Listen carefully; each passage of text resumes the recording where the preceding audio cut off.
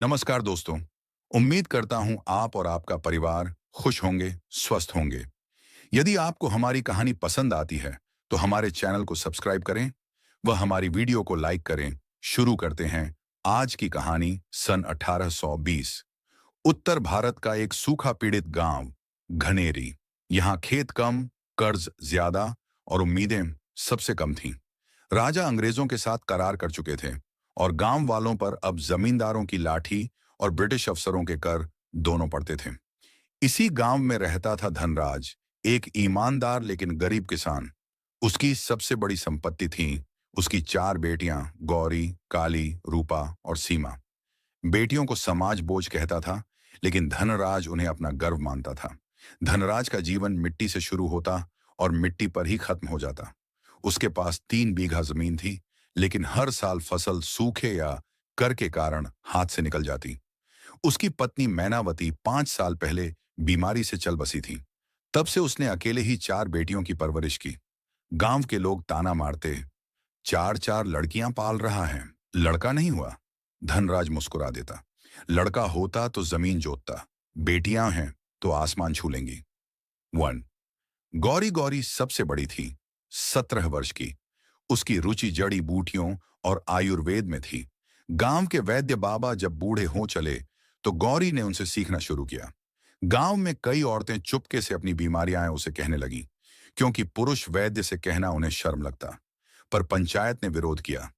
लड़की वैद्य बनेगी, औरतों को सिर चढ़ाओगे तो घर बैठ जाएंगे पुरुष। धनराज पंचायत के सामने खड़ा हुआ, बोला, अगर मेरी बेटी से किसी का दर्द मिटता है तो क्या बुरा है। गांव बंट गया, कुछ समर्थन में, कुछ विरोध में, लेकिन गौरी ने सीखना जारी रखा। 2 काली काली की उम्र 15 थी। वो खेत में पिता के साथ काम करती, बीज चुनती, माटी की नमी पहचानती। वह कहती, बाबा, हम पुराने बीज क्यों बोते हैं, नया कुछ करें। धनराज मुस्कुराकर कहता, बेटा, बीज बदलने के लिए सोच बदलनी पड़ती है। एक बार गांव में फसल चौपट हो गई। काली ने जंगल से एक खास बीज लाकर खेत में बोया। लोग हंसे, लेकिन वो फसल लहलहा उठी। फिर भी जमींदार ने उपज का 70% ले लिया। काली ने पहली बार पूछा, जमींदार हमारे खेत की फसल क्यों लेता है। धनराज चुप रहा, क्योंकि सवाल सही था, लेकिन उत्तर खतरनाक। 3 रूपा को लोक नृत्य में रुचि थी। वह मंदिरों में दिया जलाने जाती और वहां बैठी प्रतिमाओं को देखकर भाव भंगिमा सीखती। गांव की औरतें उसके साथ झिझकते झिझकते नाचने लगीं। लेकिन एक दिन ब्राह्मण ने रोक दिया, कुलवधू बनो, नाचने वाली नहीं। धनराज ने कहा, जब देवी के आगे नाचती है तो वो नाच अपवित्र नहीं होता। रूपा की कला अब त्योहारों का हिस्सा बनने लगी। 4 सबसे छोटी थी, 11 साल की, पर सबसे तेज। वह रोज दूर तालाब से पानी लाते समय पेड़ों पर चढ़ती, कंचे फेंकती और लड़कों के जैसे पहनावा पहनती। गांव के लोग मजाक उड़ाते, मर्द बन रही है। सीमा का एक ही जवाब होता, मैं सिर्फ इंसान बन रही हूं। जब अंग्रेजों की सेना गांव से गुजरी और कुछ सिपाही गांव की औरतों को छेड़ते दिखे तो सीमा ने पत्थर मारकर एक का सिर फोड़ दिया। धनराज डर गया, पर गर्व भी हुआ। तू जन्मी तो थी मेरी बेटी, पर निकली शेरनी।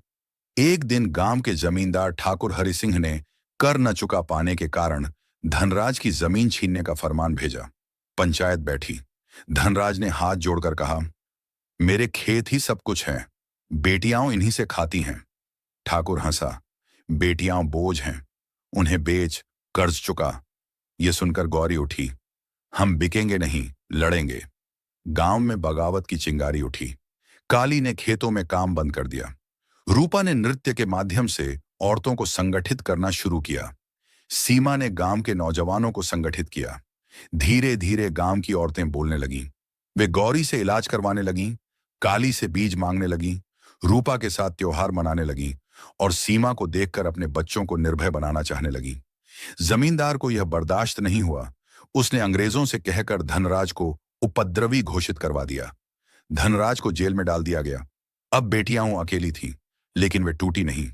गौरी ने गांव की महिलाओं के साथ एक औषधि केंद्र शुरू किया। काली ने बीज और खेती पर आधारित स्वावलंबी योजना चलाई।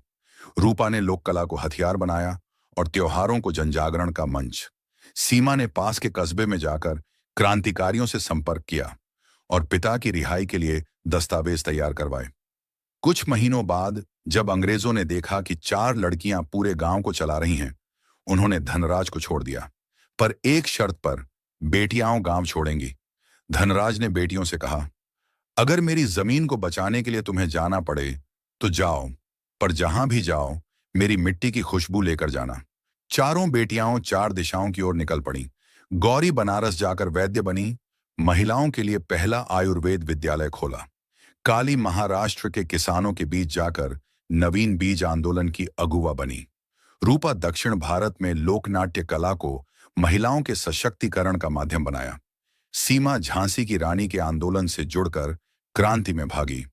20 साल बाद घनेरी गांव अब बदल चुका था। ठाकुर मर चुका था, अंग्रेज भाग चुके थे। गांव में एक नई इमारत बनी, 4 दिशाएं विद्यालय, बेटियों की शिक्षा के लिए। उसके सामने एक वृद्ध किसान बैठा था, धनराज। सफेद दाढ़ी, कांपते हाथ, लेकिन आंखों में चमक। पास खड़ी थीं 4 औरतें, अलग अलग परिधान, अलग अलग संस्कृतियां, लेकिन एक ही खून। गौरी, काली, रूपा और सीमा 4 दिशाओं से लौटकर अब गांव की धड़कन। तीजी धनराज ने कहा था, बेटियां हैं तो आसमान छू लेंगी। उन्होंने न केवल आसमान छुआ, बल्कि अपनी जड़ों को सींचकर उस समाज को भी हरा भरा कर दिया जिसने उन्हें कभी बेड़ियां पहनाने की कोशिश की थी।